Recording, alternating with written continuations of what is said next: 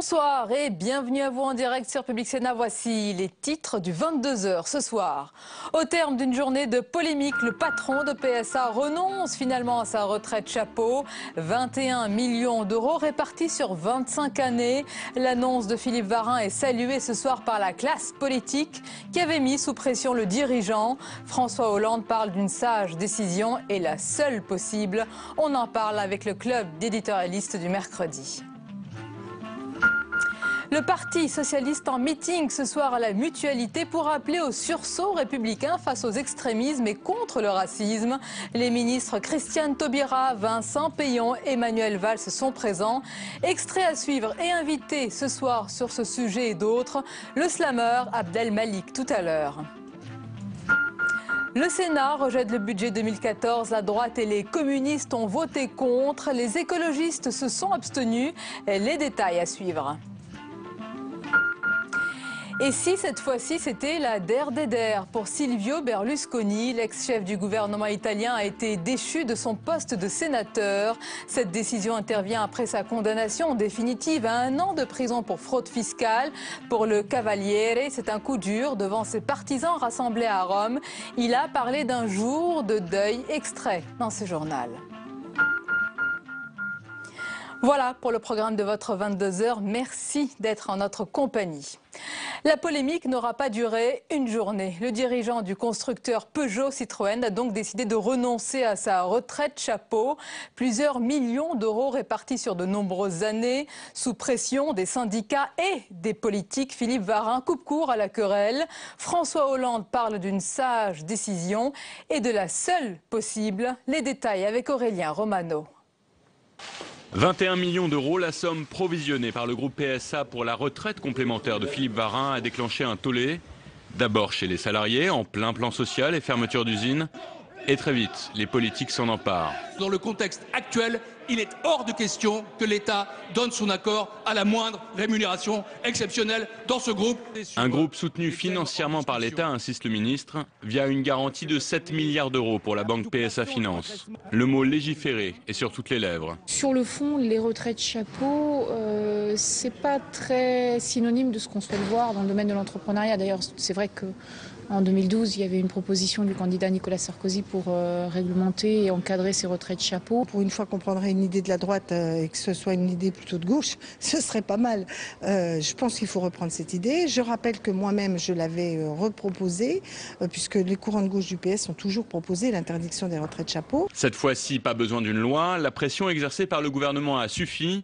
Dans la soirée, Philippe Varin a tenu à faire l'annonce mettant fin au scandale naissant lors d'une conférence de presse. J'ai décidé de renoncer aux dispositions actuelles de mes droits à retraite. Une décision saluée par François Hollande en déplacement à Madrid. C'est une décision sage, c'est le moins qu'on puisse dire. C'était d'ailleurs la seule possible, au regard de la situation de l'entreprise, des efforts, pour ne pas dire des sacrifices qui ont été demandés aux salariés de Peugeot. Pour le président de la République, il était urgent de contrer une nouvelle polémique sur le terrain économique.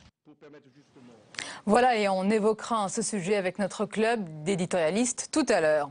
Dans l'actualité, le Parti socialiste en meeting ce soir à la Mutualité à Paris pour appeler au sursaut républicain face aux extrémismes et contre le racisme. Les ministres Christiane Taubira, Vincent Peillon et Manuel Valls sont présents. Ce rassemblement compte également plusieurs courants de gauche. On voit tout cela avec Camilla Campuzano. Une chorale devant le meeting du PS. Un chant qui n'a rien d'anodin. Ces catholiques extrémistes tentent de bloquer l'entrée. Ce sont les veilleurs, des veilleurs rapidement repoussés par la police et les militants. Les veilleurs? Écoutez, nous on est des veilleurs de la République en tout cas pour le moment. La République et ses valeurs mises à l'honneur par tout le gratin de la gauche. Quand on se bat pour ses idées et contre ces idées extrémistes, ces idées racistes du Front National, on fait de la pub à personne. On est là debout et on dit que la République, ça ne peut pas être ce qu'il nous propose. D'ailleurs, ce qu'il nous propose est contraire au principe de la République et à ses valeurs. S'il vous plaît. Même quelques ministres ont fait le déplacement, une opération communication autour de la banalisation des propos racistes avec la une de minutes et les insultes à la garde des Sceaux. Ici, c'est la France fraternelle qui est rassemblée contre les extrémismes. Et moi, j'appelle à un sursaut républicain contre un vent mauvais qui a été alimenté ces dernières semaines, ces derniers mois. Quand une ministre est traitée de guenon, quand on voit des unes racistes, quand on voit un déferlement de xénophobie, d'antisémitisme sur Internet, bien il faut réagir. Face à l'extrême droite qui monte, chacun lance un appel à la mobilisation depuis la tribune. Ce samedi, une grande manifestation est organisée par des partis de tous bords. Et puis en bref, ce soir, Nathalie Kosciusko-Morizet suspend jusqu'à lundi sa campagne dans la course à la mairie de Paris pour des raisons familiales graves selon son entourage. Dans l'actualité, le budget 2014 a été rejeté au Sénat tout à l'heure. Les communistes, comme la droite, ont voté contre, tandis que les écologistes se sont abstenus. La première partie du projet de loi de finances qui concerne les recettes n'ayant pas été adoptée, eh bien, c'est l'ensemble du texte qui est considéré comme rejeté. On écoute sur ce sujet la réaction du président du Sénat, Jean-Pierre Bel. Nous sommes nombreux à le regretter. La marge de manœuvre du Parlement, cela concerne le Sénat, mais cela concerne aussi l'Assemblée nationale, peut paraître réduite en la matière, a fortiori en cette période de fortes contraintes budgétaires. J'invite chacun, et je ferai moi-même des propositions, à réfléchir à une rénovation de la procédure budgétaire dans la perspective d'une revalorisation du rôle du Parlement dans l'élaboration de nos lois de finances publiques et sociales. Autre sujet, et voici le retour du débat sur le gaz de schiste. Des parlementaires ont rouvert ce dossier polémique avec un rapport favorable à une exploration expérimentale de cette ressource énergétique au moyen de la fracturation hydraulique améliorée, selon eux, ou alors de méthodes alternatives à cette technique qui reste, je vous le rappelle, interdite en France. Les détails avec Louis Sibylle. Le gaz de schiste, une énergie fossile décriée. Surtout pour son mode d'extraction, la fracturation hydraulique. Interdite depuis 2011, les deux auteurs du rapport veulent néanmoins la réhabiliter. Ils proposent même une exploration expérimentale d'une dizaine de forages en France. La fracturation hydraulique s'est beaucoup améliorée. Nous avons eu, il y a quelques années, une présentation caricaturale de ce qu'était la fracturation hydraulique. Et en plus, avec des forages un peu artisanaux faits aux États-Unis. Des alternatives existent pourtant. La fracturation par arc électrique, qui consiste à créer une onde de choc souterraine pour percer la roche. La fracturation thermique, où l'on chauffe le sol pour créer des mini-craquements. Enfin, la fracturation par injection de propane. Dans ce cas, on remplace l'eau dans le puits par du gaz sous pression. C'est l'une des meilleures méthodes selon le rapport. Mais en réalité, toutes ces alternatives sont marginales et coûteuses. Aujourd'hui, la seule et unique technique qui puisse en plus être économiquement soutenable pour les entreprises reste la fracturation hydraulique sous toutes les latitudes du monde où on exploite du gaz de schiste. L'enjeu est de taille. Selon le rapport, l'exploitation des hydrocarbures non conventionnels permettrait de subvenir à la moitié de la consommation nationale de pétrole et près de 2/3 de la consommation de gaz. Et si cette fois-ci c'était la der des der pour Silvio Berlusconi, l'ex-chef du gouvernement italien, était déchu de son poste de sénateur. Cette décision intervient après sa condamnation définitive à 1 an de prison pour fraude fiscale. Pour le Cavaliere, c'est un coup dur devant ses partisans venus nombreux à Rome. Il a parlé d'un jour de deuil et il se présente en victime. On l'écoute. Ils font la fête aujourd'hui. Parce qu'ils ont réussi à amener leur adversaire, ou leur ennemi comme ils disent, à l'échafaud. C'est le moment qu'ils attendaient depuis 20 ans, et ils sont euphoriques. Mais nous n'allons pas nous enfermer dans un monastère. Nous sommes là. Vous êtes là. Nous allons rester là. Et je vous propose de regarder à présent un extrait du documentaire intitulé Berlusconi, pouvoir et décadence, qui revient sur le parcours du Cavaliere, ex-président du Conseil italien et mania de la presse. Regardez. Berlusconi ne laisse personne indifférent. Personne. On est d'accord avec lui ou on le déteste. Il n'a pas d'idéaux, il a juste des intérêts. Une fois, il m'a dit, pendant qu'en 1968, vous pensiez à faire la révolution, moi, je faisais déjà de l'argent. Et vous, vous vous demandiez comment faire la révolution? Voilà pour ce documentaire intitulé Berlusconi, pouvoir et décadence qui sera rediffusé samedi soir à 22 h sur notre antenne. La suite du 22 h dans quelques instants, eh bien c'est le club d'éditorialisme du mercredi avec au menu ce soir 2 thèmes. D'abord, fin de polémique sur la retraite chapeau du dirigeant de PSA Peugeot Citroën, mais des questions demeurent sur cette question justement récurrente du niveau des rémunérations de manière générale des grands patrons. Et puis autre thème ce soir, Angela Merkel qui tape dans la main des sociaux-démocrates. Nouvel accord et nouvelle gouvernance pour une nouvelle politique, vraiment. On en parle tout à l'heure, mais d'abord on reçoit l'invité du 22 h, c'est l'artiste, le slammer Abdelmalik. Bonsoir. Bonsoir. Et bienvenue. Avec nous également ce soir, Étienne Gernel, bonsoir. Bonsoir. Directeur de la rédaction du Point. Et Laurent Geoffrin, bonsoir. Bonsoir. Directeur du Nouvel Observateur. Et notre dessinateur Hervé Baudry nous accompagne. Bonsoir Hervé. Bonsoir Sonia et bonsoir à tous. Abdelmalik, on va parler dans quelques instants, si vous le voulez bien, de votre regard sur l'actualité. Mais d'abord, parlons de votre actualité et de cette rencontre avec l'œuvre d'Albert Camus. Vous lui rendez hommage musicalement dans votre spectacle L'Art et la Révolte, dont on écoute tout de suite un extrait. J'aimerais ici entendre le souffle du soleil parler le langage de l'aube naissante. La promesse de tous les lendemains qui chantent en chœur. J'aimerais t'en dire c'est bientôt fini à toi qui hurle à la lune ta souffrance. La tendresse de tous ceux qui n'ont deuil que celui du cœur. On a envie d'en écouter plus. On écoutera tout à l'heure d'autres extraits. Mais Abdelmalik, pourquoi d'abord Albert Camus et pas un autre grand écrivain ? Parce qu'Albert Camus, d'abord, c'est une rencontre forte. J'ai 12-13 ans, je lis L'Envers et l'Endroit, et c'est un bouleversement. C'est voilà quelqu'un qui vient d'une cité comme moi. Moi, je viens du quartier du Neuf à Strasbourg, lui, il vient de Bellecour. Voilà quelqu'un qui dit avoir été arraché de la misère par la culture, et moi, c'est des enseignants qui m'ont donné ce goût merveilleux du savoir, de la culture, de la philosophie. Voilà quelqu'un qui transcende sa condition et qui par les mots et qui par la culture devient quelqu'un. Et voilà, et moi à l'époque j'avais des velléités, je dirais, d'artiste. Et voilà que je lis cet ouvrage, surtout la préface de L'Envers et l'Endroit, où c'est comme si c'était un grand frère, un mec d'en bas, un mec de la cité qui me disait voilà, tu veux être artiste, et ben voilà ce que tu vas traverser, voilà ce que tu dois faire, et surtout voilà la route que tu dois tracer, le chemin que tu dois tracer. L'Envers et l'Endroit, où il parle du pays, de la sensualité méditerranéenne, de sa mère d'ailleurs aussi, qu'il regardait souvent, travailler à la maison, sans dire un mot.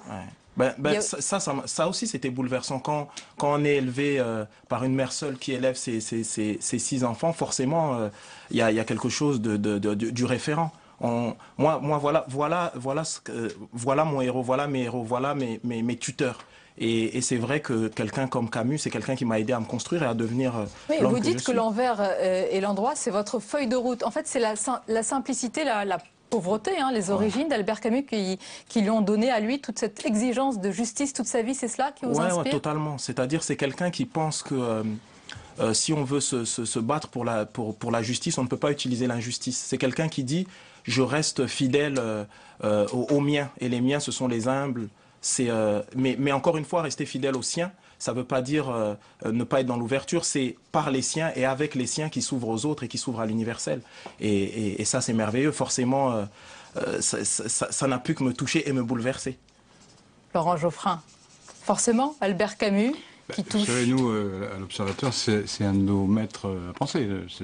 C'est celui de Jean Daniel et c'est celui de toute l'histoire du journal. Donc effectivement, on a une admiration sans borne pour lui.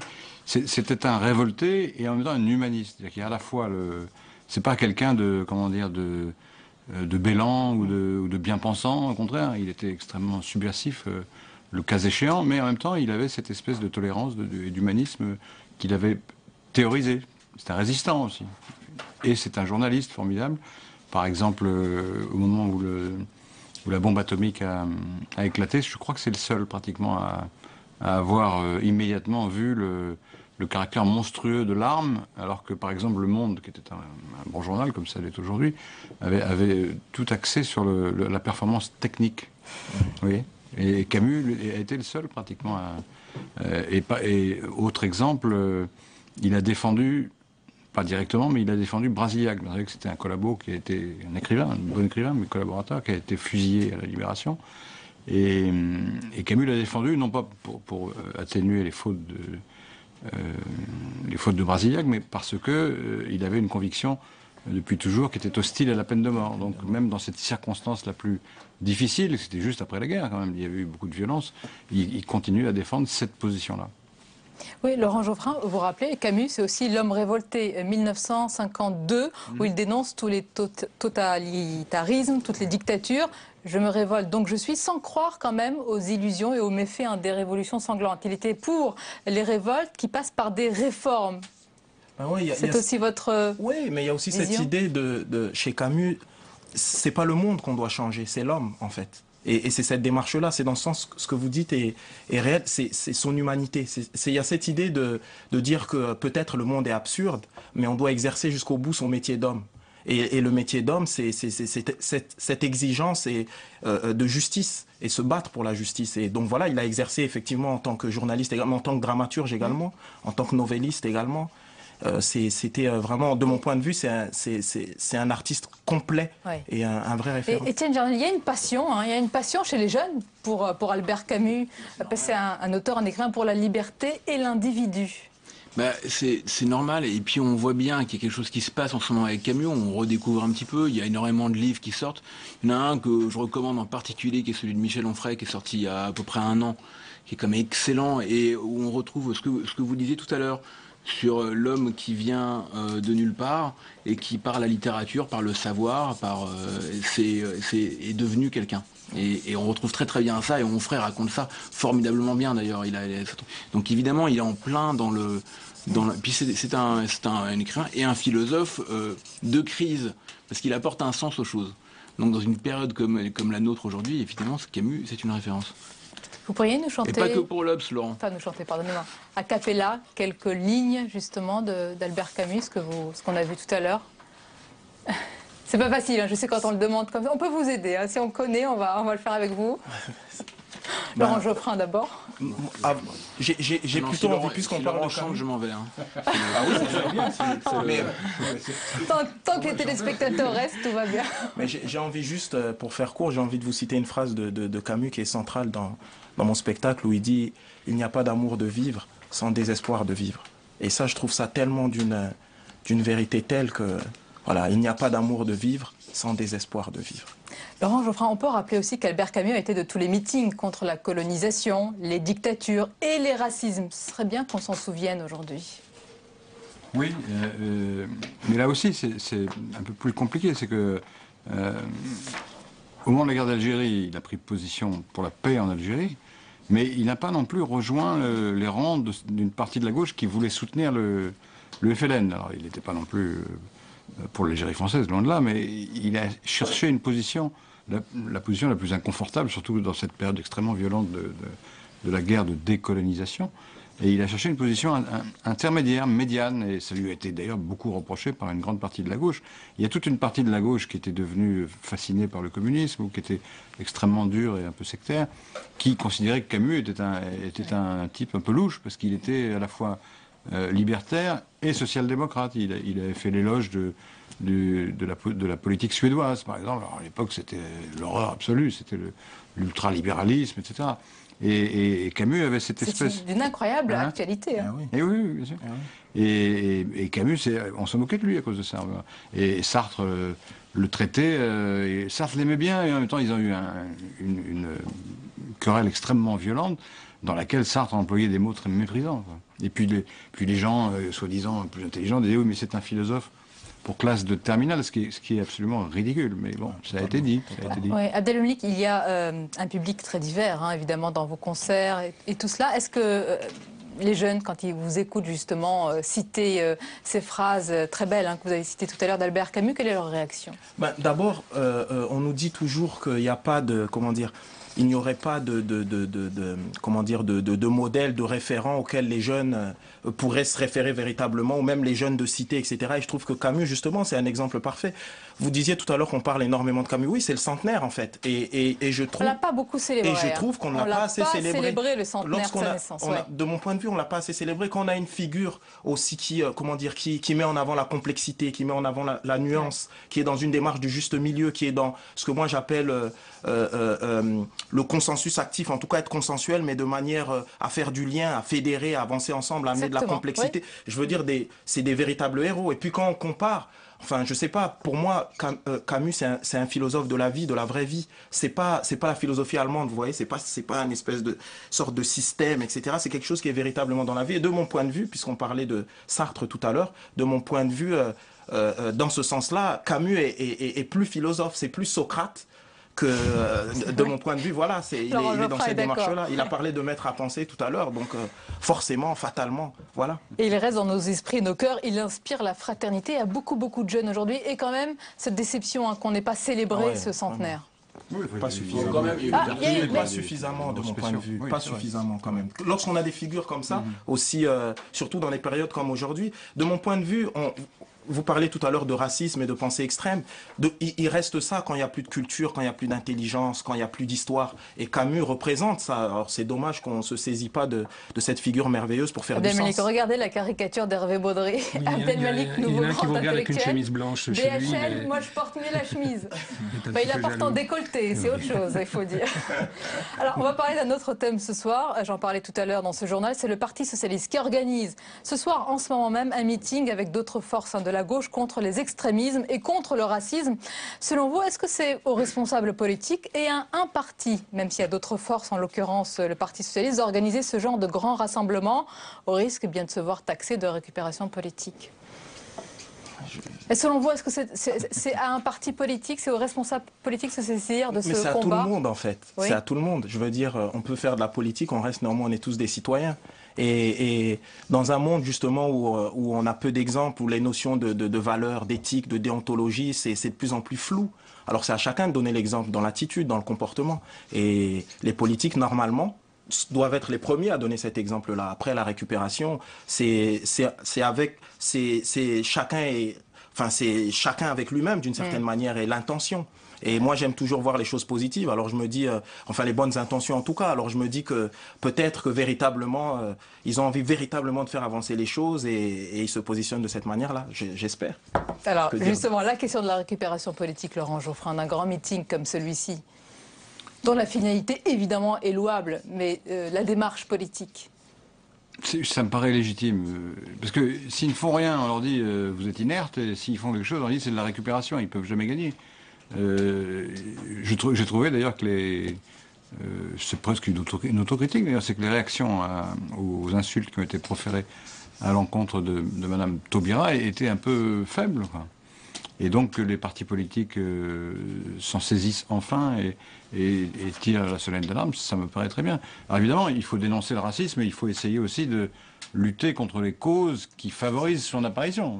Il ne faut pas être naïf, il ne suffit pas d'être incantatoire ou d'être dénonciateur. Il faut voir l'état de la société et comprendre que ça... Mais ça ne justifie pas. Oui. L'état de la société ne justifie jamais ce genre de choses. Il faut aussi comprendre ça. Alors, Étienne Gernal, est-ce qu'on est dans l'incantation ce soir, à la mutualité? Est-ce qu'ils sont dans l'incantation? Un petit peu, et en même temps, elle est un peu nécessaire aussi. Donc, c'est bien de le faire. Évidemment que ça ne suffit pas. Et notamment, il y a une grande question qui n'est pas abordée, mais celle de la discrimination à l'embauche. Ça, c'est une des vraies grandes questions. Et évidemment, c'est plus facile de faire un meeting que de s'occuper de cette question-là, qui est très difficile, qui est très complexe, qui demande beaucoup d'efforts, beaucoup de travail. Donc, il faut pas dire que c'est pas bien, parce que c'est bien, mais est-ce que c'est suffisant? Sûrement pas. C'est qu'une petite partie du sujet, et notamment le sujet des discriminations qu'on n'entend plus vraiment. Je sais pas pourquoi. C'est sorti du spectre politique, exact, et qui est une question qui est très importante, en particulier en période de chômage élevé, parce que tout le monde le sait bien. Plus le chômage est élevé, plus la pression est forte à l'embauche, et plus ce sont toujours les mêmes qui sont laissés sur le bord du chemin. Donc ça, c'est une vraie question complexe. Je ne sais pas s'ils l'abordent, s'ils vont l'aborder, et de manière un peu suivie, parce qu'après il suffit pas de le dire aussi, il faut le faire. Mais ça me semble être une question absolument fondamentale. Abdelmalik, on s'est beaucoup posé la question ces dernières semaines d'une libération de la parole raciste après la une d'un journal, d'une radicalisation de certains discours, et on a vu certains artistes dire attention à ne pas trop en faire. La France n'est pas raciste, affirme par exemple Jamel Debbouze. Est-ce que vous partagez sa vision? Oui, la France n'est pas raciste. Alors évidemment, vous savez, c'est comme lorsqu'on parle des extrémismes, les extrémistes de manière générale, c'est souvent une minorité, mais une minorité néanmoins agissante, une minorité qui fait du bruit. Puis malheureusement, lorsqu'on est en période de crise, on se réfugie plus facilement vers la parole extrême, vers la violence, vers des attitudes comme ça un peu de... On a le sentiment de se protéger, mais au contraire, finalement, on met de l'huile sur le feu. Et c'est ça, c'est-à-dire qu'il faut faire le distinguo. La France, évidemment, n'est pas un pays raciste, mais il y a du racisme. On n'a qu'à voir... le pourcentage que font enfin ce que représente le Front National aujourd'hui en France ou Marine Le Pen, enfin ces sondages-là. Et voilà, c'est dangereux. Et je regrette, on parle des politiques, mais je regrette aussi que puisqu'on parlait de Camus tout à l'heure, je regrette que les intellectuels on n'entende pas plus la parole des intellectuels. Il y a des journalistes aussi. Et des journalistes, oui, bien sûr. Donc des journalistes et des intellectuels. Parce que voilà, on peut pas nourrir le monstre et après se plaindre. Parce que les intellectuels antiracistes n'ont peut-être pas été assez virulents, mais il y a d'autres intellectuels. Il y a les intellectuels conservateurs, qui ne sont pas racistes, hein, c'est pas la question, mais ils portent une part de responsabilité. Parce qu'à force de dire que le centre des maux de la France, c'est l'immigration, à force de dire que l'identité française, c'est tout à fait légitime qu'on débatte de l'identité française, elle existe et il faut la défendre. Mais à force de mettre ça en relation constamment avec les étrangers présents en France ou leurs enfants, qui eux sont français, ça finit par évidemment attiser conforter les préjugés d'abord, parce que le racisme c'est un préjugé, et puis attiser l'hostilité. Et ça c'est un vrai problème. L'identité française, elle n'est pas fixe. Elle existe, il y a une langue. Et elle évolue, oui. Rami travaillait sur Camus, bon, c'est quand même typiquement français. Mais ça évolue, ça change. Et il y a une part de mélange là-dedans. Et ce mélange est positif. Clovis, c'était un immigré. Clovis, c'était le premier immigré français. Oui. Bah oui, c'est un immigré. Vous voulez que je dise oui, c'est une réalité. Mais à force de mettre en avant cette question d'identité nationale, en donnant implicitement une définition rigide, permanente. L'identité française, c'est une chose fermée. Non, ça ne cesse de changer. Et à force de dire qu'elle est menacée, là aussi, ça attise non pas la haine, je ne vais pas exagérer, mais enfin, ça attise beaucoup de choses. C'est dangereux. C'est une chose qu'il faut manier avec précaution, la question de l'identité nationale. Avec précaution. Il faut regarder quand même juste un petit détail, parce que moi j'ai une petite statistique qui est quand même intéressante.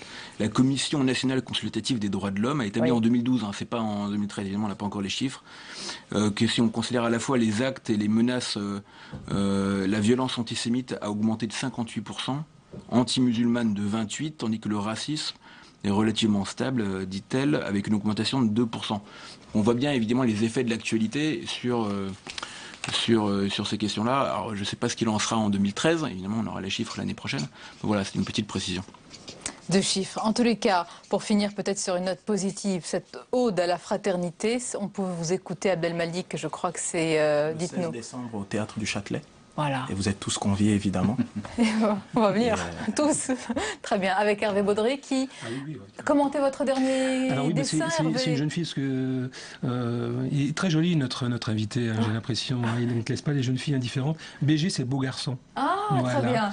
Très BG, beau garçon. Donc, une blonde Cato qui n'a pas lu Camus, parce qu'elle a des chances. Je suis marié, mais en même temps...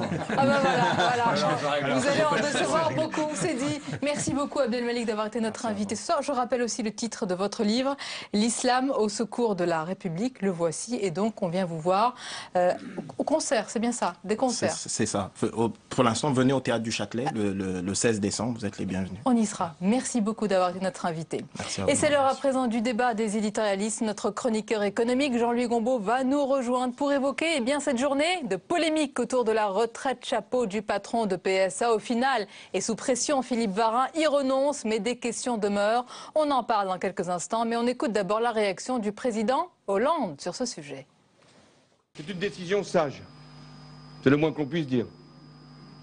C'était d'ailleurs la seule possible, au regard de la situation de l'entreprise, des efforts, pour ne pas dire des sacrifices qui ont été demandés aux salariés de Peugeot, et compte tenu aussi de la garantie qui avait été apportée par l'État pour permettre justement à Peugeot de poursuivre ses activités. Voilà pour cette réaction de François Hollande. Et toute la journée, les responsables politiques se sont succédés pour exprimer leur indignation quant à cette retraite chapeau. Et ce soir, donc, le dirigeant y renonce, Jean-Louis Gombault. Et c'est le président de la République qui clôt cette séquence. Oui, ça montre bien que ce débat était véritablement marqué par la politique, puisque tous les personnels politiques ont parlé, le président lui-même a parlé. Il a parlé en Espagne d'ailleurs, où là-bas on parle beaucoup plus de retraite sombrero que de retraite chapeau, on peut dire. Mais oui, surtout l'épaisseur. Mais ce qui m'a paru très intéressant dans la journée, c'est que la retraite chapeau dont on parlait pour M. Varin, 300 000 euros, c'est évidemment une somme annuelle. Net. C'est une somme qui peut écœurer, voire surprendre, mais parfois écœurer les gens. D'autant plus, juste une parenthèse, que le groupe vient de signer l'accord qui gèle notamment les salaires. Exactement. Et mobilité, et flexibilité, etc. etc. Mais quand Jean-Martin Fols, le prédécesseur de M. Varin, est parti de la PDG de PSA, il est parti avec une retraite de chapeau de 800 000 euros. À l'époque, personne n'avait protesté. C'est pour vous dire à quel point le contexte influence beaucoup les réactions. Je n'ai pas entendu un homme politique dire, même à l'époque c'était M. Sarkozy qui était président de la République, il aimait bien intervenir lui aussi sur ces dossiers-là. Personne. Et quand on regarde l'ensemble des retraites chapeau du CAC 40, la retraite chapeau de M. Varin est la plus faible. C'est la plus faible. Vous avez des retraites chapeau 1,2 million, 1,3 million, etc. Donc là, compte tenu du contexte, il est attaqué. Ça ne diminue en rien l'importance de la somme dont nous débattons, mais ça relativise un petit peu, ça montre pourquoi il y a de telles réactions. Alors ensuite, il y a ce principe de la retraite chapeau. Quand on regarde ce que gagne chaque mois M. Varin, ce qui là aussi peut paraître complètement excessif, quand les salaires moyens sont de l'ordre de 2 000 euros, et lui il est à 1 300 000 euros, parfois 1 800 000 euros, mais si on regarde... Oui, pas par mois. Oui, bien sûr, par an, bien sûr. Il est à 1 800 000 euros. C'est Zlatan qui est à 1 million par mois. Pas lui. Mais je veux dire, quand on regarde... Ils n'ont pas les mêmes résultats. Marque plus de buts. Oui. Peut-être plus de buts, oui, exactement. Mais ce que je voulais dire aussi, c'est que le système des retraites en France, il est plafonné. Vous avez la CNAV, l'ARCO, l'AGIRC. J'ai fait un petit calcul aujourd'hui. Je pense que même si on estime que M. Varin, depuis 20 ans, cotise au plafond de l'AGIRC, en gros, sa retraite est de 100 000 euros. En gros, à peu près. Il faudrait connaître le parcours professionnel de M. Varin pour avoir des chiffres exacts. Mais donc, voilà un homme qui va passer de 1 300 000 euros à 100 000 euros pour la tête. C'est un véritable effort. Et c'est pour ça que les entreprises ont inventé ce système avec des excès évidemment considérables de retraite chapeau, parce que le système de retraite par répartition est en fait à retraite plafonnée. Pour la mise au point. Voilà, et donc voilà, ça relativise là aussi l'importance du problème. Et revenons sur l'aspect aussi politique, Laurent Geoffrin, parce que quand même, toute cette journée, on a vu donc les politiques se succéder au micro dans la cour de l'Élysée. À la sortie du Conseil des ministres, il y avait le ministre de l'économie et du redressement productif pour exprimer leur indignation. Mais tout le monde a l'air surpris. Pourtant, il y a un représentant de l'État chez PSA au Conseil de surveillance. C'est Louis Gallois. Pourquoi n'a-t-il pas informé l'État, puisque c'est le représentant de l'État? Tout le monde le savait. C'était dans les documents depuis le début. Il n'y avait pas essayé de l'autre. C'était absolument public. Personne n'en a parlé, mais c'était public. C'est le bal des hypocrites alors aujourd'hui? Non, simplement personne n'avait regardé, c'est tout. C'est juste... Voilà, donc à un moment donné, il y avait quelqu'un qui est allé sur le site internet de PSA pour regarder le rapport annuel et le document de référence, et qui a trouvé ça, et puis qui l'a sorti. C'est simplement parce que personne n'en avait parlé. Parce que, aussi, il y a une autre raison à cela. C'est que sont publiés régulièrement, de toute façon c'est une obligation légale, les salaires des grands patrons du CAC 40, et ils sont publiés, et puis la presse en fait écho, etc. Et puis il y a des classements, et puis il y a des palmarès, et puis tout ça. Les retraites, ça rentre un peu moins dedans. Et évidemment, la tentation, ce qui est assez logique dans la polémique, c'est d'accentuer plus sur la retraite chapeau que sur le salaire, parce que c'est moins visible, etc. Donc ça fait une sorte de salaire différé. Là où je suis pas tout à fait d'accord avec Jean-Louis, quand même, c'est qu'il y a quelque chose d'étonnant, je trouve, dans cette logique de la retraite chapeau, puisque, à mon sens, il est légitime qu'un patron, qu'il soit bien payé, c'est même très très bien payé, mais en revanche, la contrepartie, c'est le risque. Grosse rémunération, gros risque. Voilà, c'est comme ça. Et puis évidemment, quand on est moins rémunéré, on a plus de protection, c'est assez logique. Je trouve parfois assez étonnant cette logique d'assurance, en fait, qui est, à mon avis, quelque chose d'assez prégnant dans la société française, qui consiste à dire, voilà, je m'assure tranquillement pour la suite. C'est curieux comme raisonnement. Après les bonnets, les chapeaux, ils sont pas rouges ceux-là, ils sont dorés, ils sont bien dorés. Laurent Geoffrin, peut-être sur l'aspect politique.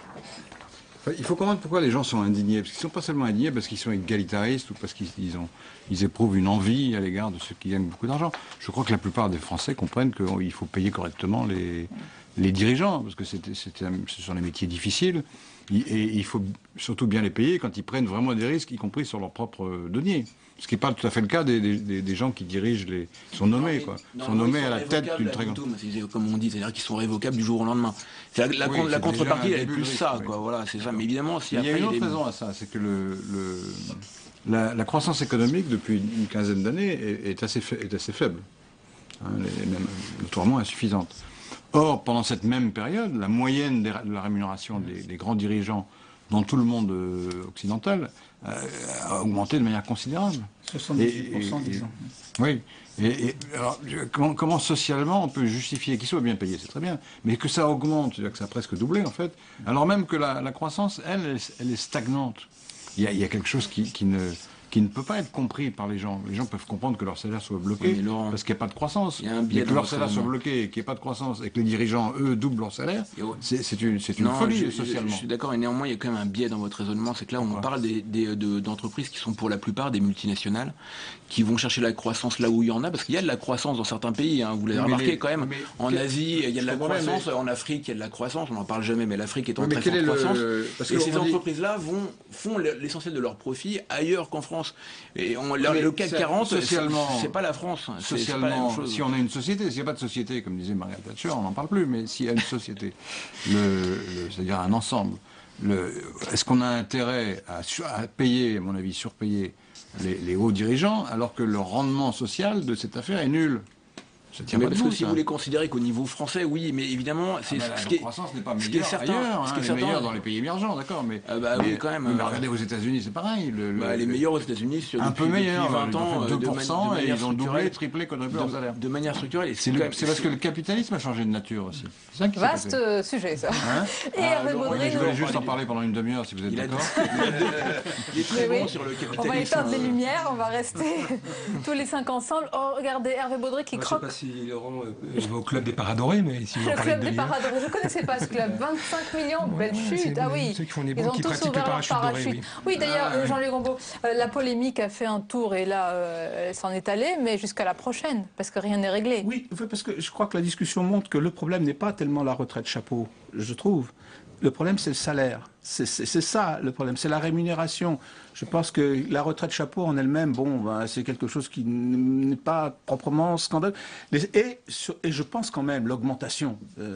Les gens sont capables de comprendre qu'un patron comme une boîte comme PSA doit gagner très très très correctement sa vie. Mais ce qu'ils ne peuvent pas comprendre, effectivement, c'est... alors, c'est pas le cas aussi de M. Varin, qui a pratiquement le salaire le plus bas du CAC 40. C'est lui qui prend plein la figure en ce moment.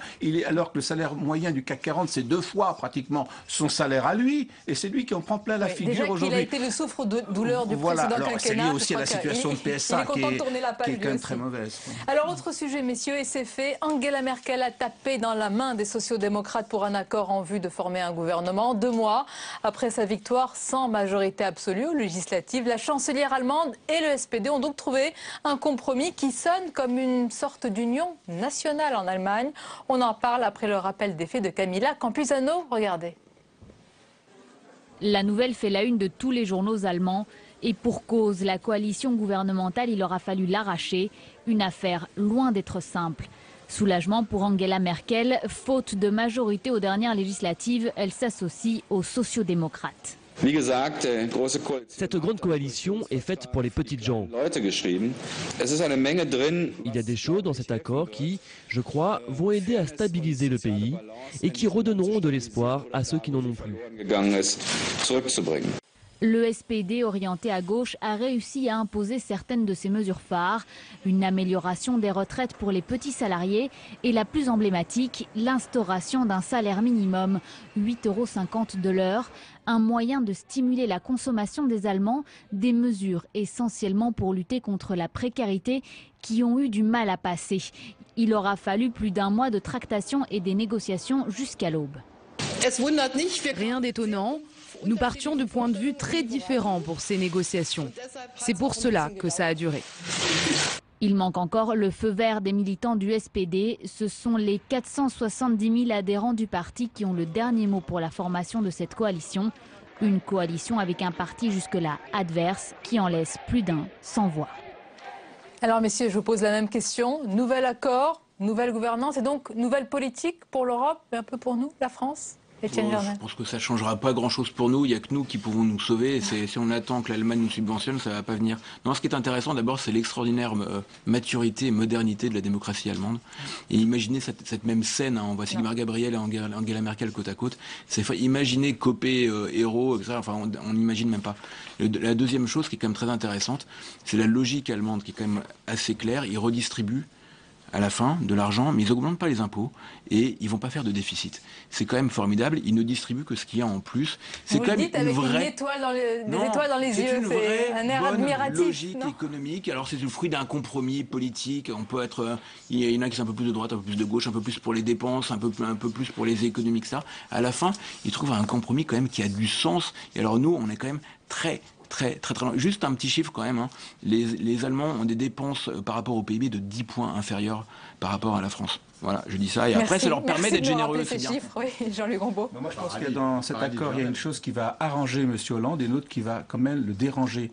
Qui va l'arranger d'abord parce qu'ils remettent en question la réforme des retraites, puisque l'âge de la retraite qui devait être prévu pour 67 ans va passer à 63 ans. Voilà, nous on est à 62, ça va arranger un peu. Avec 45 ans de cotisation. Oui, avec 45 ans ou 42. Il y a 45 ans. Oui, mais sur le principe, c'est-à-dire c'est 60, on discutait même d'aller 69 ans en Allemagne. Et donc ils sont à 63 ans. Mais il y a quelque chose qui va le déranger, c'est que dans le programme, et je crois que c'est le plus important, les deux se sont mis d'accord pour demander un nouveau traité plus contraignant encore sur les questions budgétaires. Et ça, M. Hollande là perd un allié, enfin supposé, dans cette affaire.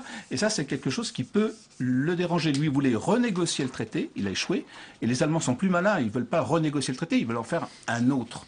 Une parenthèse, Hervé Baudry, Angela Merkel et François... Souvenez-vous la poignée de main Kohl-Mitterrand, donc voilà, il y a sac à main SMIC. Alors je voulais mettre un casque, on aurait eu M comme Mitterrand, parce que là je vais très vite, je suis stressé à la fin de l'émission. Mais alors, si vous remarquez, il y a le M de Mitterrand, il se l'est mis un K, ça aurait fait Kohl. Bon, ça aurait été un peu trop... Ah oui, on s'enferme après. Il est tard, pardonnez-moi. Et vous êtes le seul à l'avoir compris. Hein. Non,